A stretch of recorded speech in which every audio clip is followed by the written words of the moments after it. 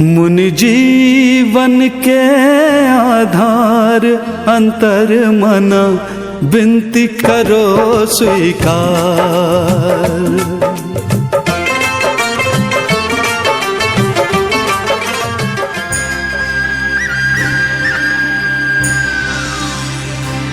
बिना विवेक के किया गया कार्य पाप है।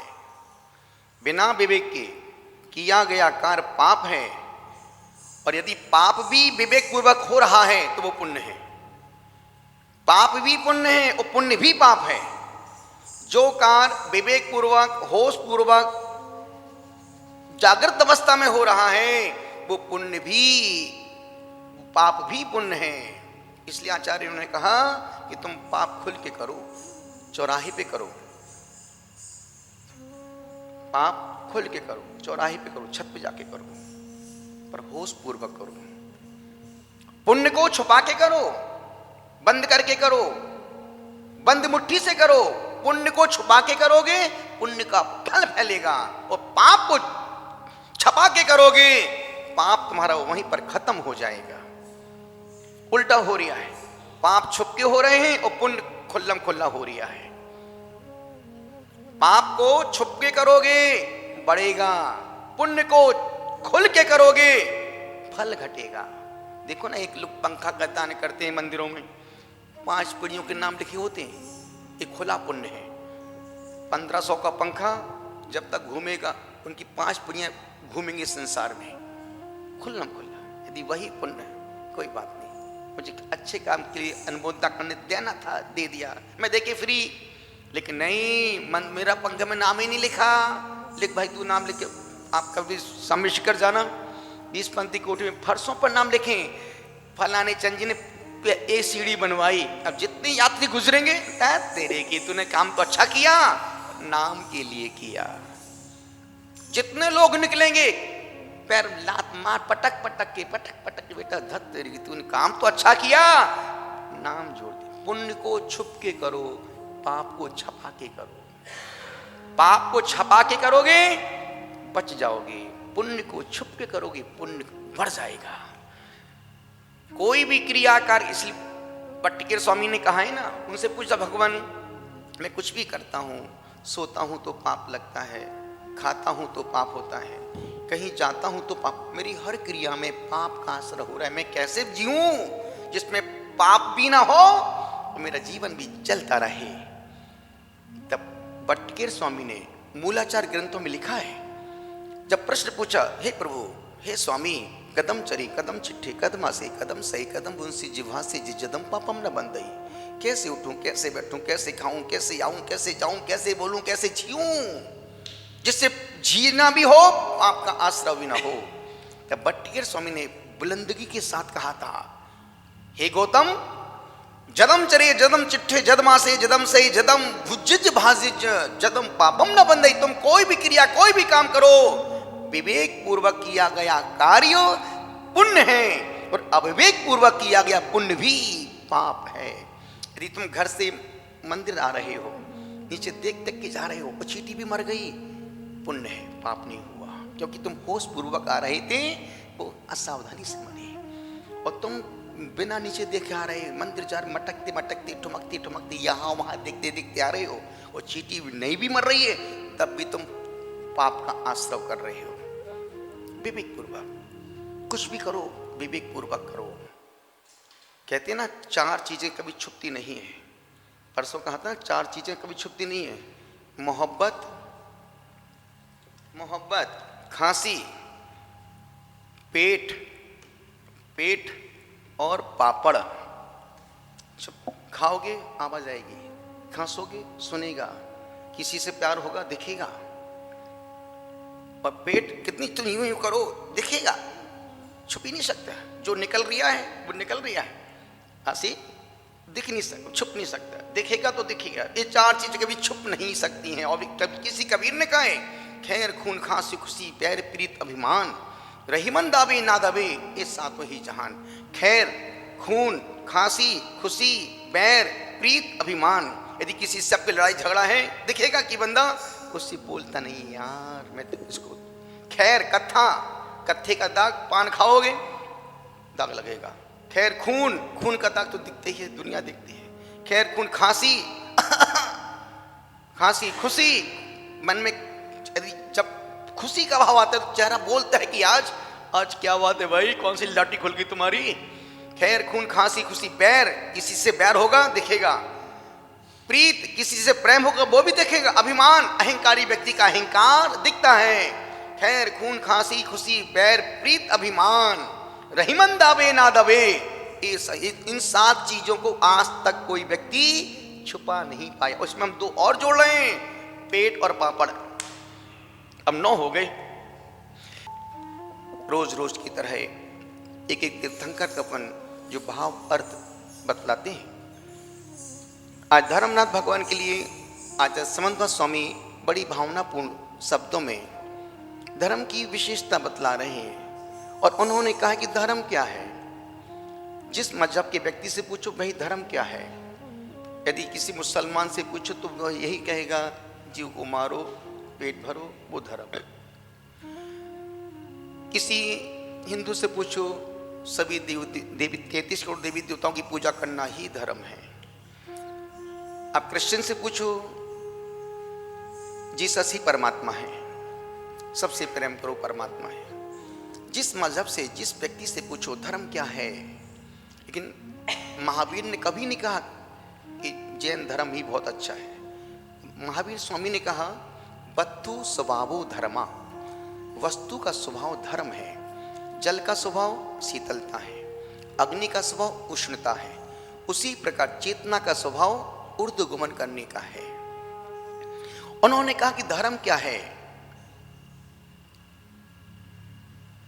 मन की सरलता, चित्त की निर्मलता, हृदय की पवित्रता का नाम धर्म है। यदि मैं खूब धर्म ध्यान पूजा पाठ करता हूं फिर भी मेरा मन सरल नहीं हो पा रहा है, मन निर्मल नहीं हो पा रहा है, हृदय पवित्र नहीं हो पा रहा है, मतलब मान के चलना कि तुम ढोंग कर रहे हो, नाटक कर रहे हो, दुनिया को बेवकूफ बना रहे हो धर्म के नाम पर।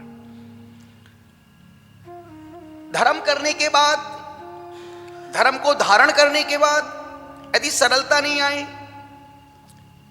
पवित्रता नहीं आए, निर्मलता नहीं आए, धर्म किस काम का। पानी पियो प्यास न बुझे, रोटी खाओ पेट न भरे, घूमने जाओ और मन प्रसन्न ना हो, और परमात्मा की भक्ति करो और शरीर में थिरकन ना आए।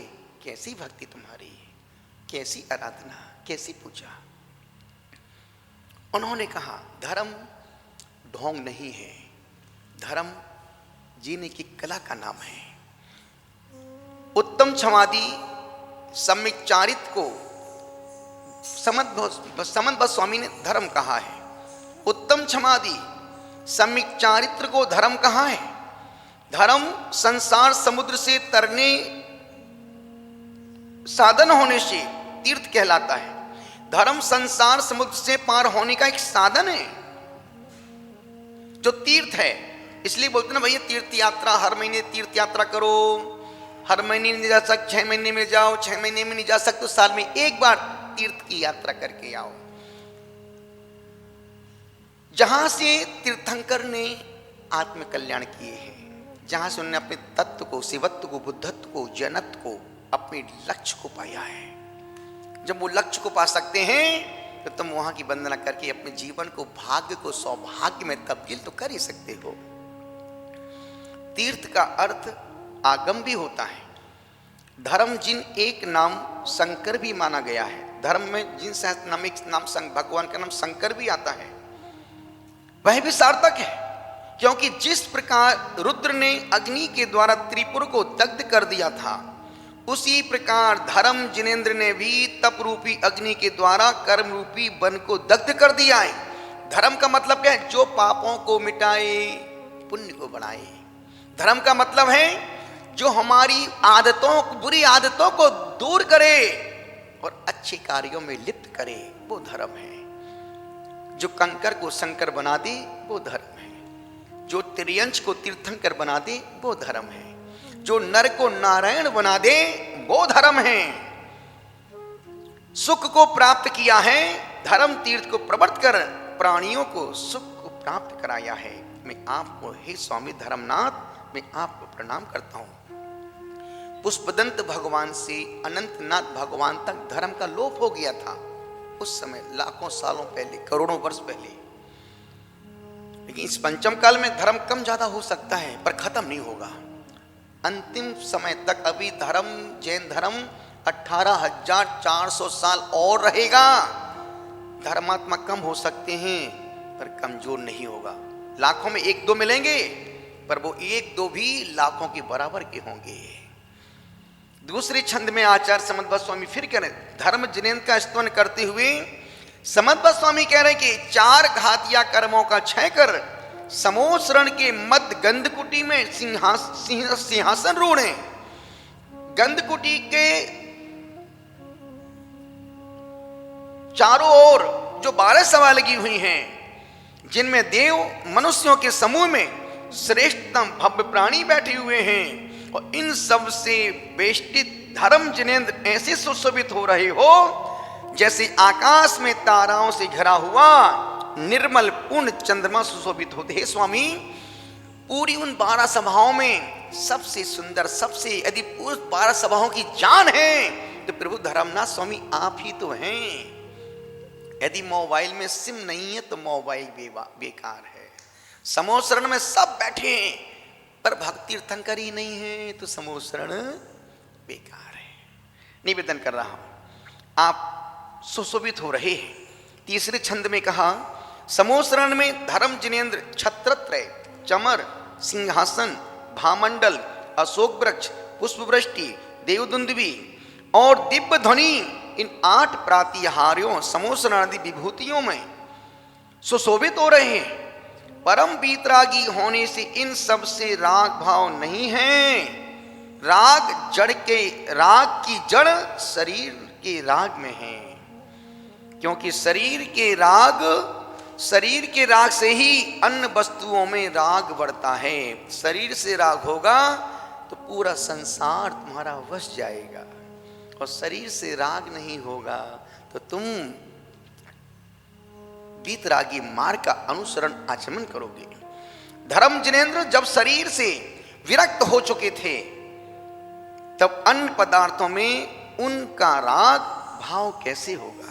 इसलिए उन्हें उपदेश संबंधी फल की रंच मात्र भी इच्छा नहीं थी। इच्छा जन्य कई लोग प्रश्न करते हैं कि हे स्वामी, जब आप को कहीं जाना जब कोई इच्छा ही नहीं, फिर आप प्रवचन के उपदेश क्यों कर रहे हो। ध्यान रखना, भगवान नहीं बोल रहे हैं। जो भक्त 12 सभा में बैठे हैं उनका पुण्य उनको बोलने को मजबूर कर रहा है। चौथे काव्य में कहा है, हे भगवान, किसी ने प्रश्न पूछा कि भगवान आपको उपदेश के फल की इच्छा तो है ही नहीं, तब आपका बिहार फिर दिव्य ध्वनि रोज क्यों खिरती है। मत बिहार करो, मत दिव्य ध्वनि खिराओ। तब भगवान समद्भक्त स्वामी ने जवाब देते हुए कहा, भगवान ने कहा देखो भाई, आपके शरीर की प्रवृत्ति, विहार, प्रवचन प्रवृत्ति, उपदेश और मन की प्रवृत्ति, वस्तु स्वरूप का चिंतन आदि कार्य इच्छा पूर्वक नहीं होते हैं, क्योंकि इच्छा उत्पन्न करने वाला मोह कर्म पहले ही नष्ट कर चुका है। जहां से इच्छाएं पैदा होती हैं उन्होंने 4 घातिया कर्मों का पहले ही नाश कर दिया है। अब इच्छाएं भी सब खत्म कर दी। आपके विहार आदि की क्रियाएं तीर्थंकर नाम कर्म तथा प्राणियों के अदृष्ट भाग्य के अनुसार होती हैं। तीर्थंकर का विहार, उनकी दिव्य ध्वनि, उनसे कुछ भी नहीं होता है। सिर्फ जीवों के पुण्य से ही उनकी सारी क्रियाएं और वो दिव्य ध्वनि आदि वो कार्य संपन्न हो रहे हैं। 5वें श्लोक अंतिम छंद में कहा, हे धर्मनाथ जिनेन्द्र, मनुष्य गति में उत्पन्न होने से मनुष्य थे, लेकिन शरीर निरंतर पसीना से रहित था, मलमूत्र से भी रहित था। जब तीर्थंकर का जन्म होता है तो उनके वो शौच क्रिया में नहीं जाते हैं, शरीर से पसीना भी नहीं निकलता है, और उनके शरीर का रक्त श्वेत दूध जैसा निर्मल होता है, दूध के समान सफेद रुधिर से युक्त था। इसलिए वे मानवीय स्वभाव का उल्लंघन कर चुके थे। वे मानव नहीं महामानव बन चुके थे। हे नाथ, गणधरादि देश जिनों में प्रधान है, धर्म जिनेन्द्र आप हमारे कल्याण के लिए हम पर प्रसन्न होजिए। आप हमारे लिए मोक्ष प्रदाता होजिए। आप हमारे लिए मार्ग, आप हमारे पथ प्रदर्शक बने, आप हमारे मार्गदर्शक बने। और पथ प्रदर्शक, मार्गदर्शक, दिशा बोधक वही बन सकता है जो खुद सही दिशा में चल रहा हो। जिसकी खुद की कोई दिशा नहीं हो वो तुम्हें क्या दिशा बतलाएगा। जो खुद पद भ्रष्ट हो वो तुम्हें क्या पथ प्रदर्शक बनेगा। तो समंत भट्ट स्वामी ने कहा कि हे स्वामी, आप धर्म शिरोमणि हैं, आप समोसरण में चंद्रमा के समान खिल रहे हैं, और आप खिल रहे हैं तो हम सारे भक्त आपको देख के खिलखिला रहे हैं। इस प्रकार से ये धर्मनाथ भगवान के स्तवन का अपन ने भावपूर्ण कम शब्दों में इसका अर्थ किया। जो लोग अंतर्मना वाणी फेसबुक के लाइव के माध्यम से, अहिंसक चैनल के माध्यम से, फिर वो चाहे यूट्यूब हो, फेसबुक हो, या कोई भी जरिया हो आपको दिखाने का, आप तक पहुंचने का, उन सभी को आज का खूब खूब आशीर्वाद। आपका दिन दिव्य हो, जीवन मंगलमय हो, बहुत सारी शुभकामना करता हूं। आज का छोटा सा नियम, आज 9:30 से 11 के बीच में जो लाइव आने वाला है, आप उसमें एक बार जब आपको समझ 9:30 से 11 के बीच में एक बार जरूर भगवान का अभिषेक देखिएगा। हो सके तो शांति धारा को सुनिएगा।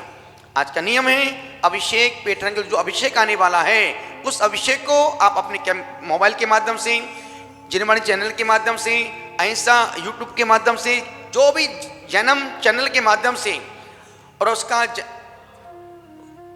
जूम का पासवर्ड है 6054481008, उसका पासवर्ड है 1008।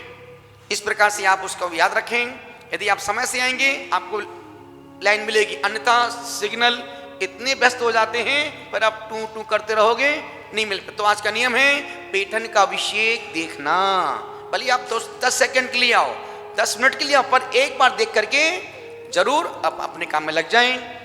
आज का नियम पैठन का जो अभिषेक आने वाला है 9:30 से 11 के बीच में, उसको आप किसी भी माध्यम से, किसी जरिए के माध्यम से देखना, इतना ही नियम है। खूब खूब सबको आशीर्वाद। 9:30 बजे लाइव प्रोग्राम जूम के माध्यम से, फेसबुक के माध्यम से, यूट्यूब के माध्यम से और अहिंसा के माध्यम से, जन्म के माध्यम से अनेक अनेक शुभकामनाएं उस महोत्सव के लिए, उस अभिषेक के लिए, जो भारत देश की ऐसी प्रतिमा, पूरे भारत इकलौती प्रतिमा है, रेत से बनी निर्मित प्रतिमा जो पैठन महाराष्ट्र में विराजमान है। आज उसका महाअभिषेक होने जा रहा है। अब उसके साक्षी बने और पूरी समग्रता के साथ, पूरी अंतरंगता के साथ, पूरी आत्मीयता के साथ, पूरी विशुद्धि के साथ आप उसके सहयोगी बने, सहयोगी बने। बोलो महावीर भगवान की। सबका मंगल हो, सबका कल्याण हो। ओम ओम ओम।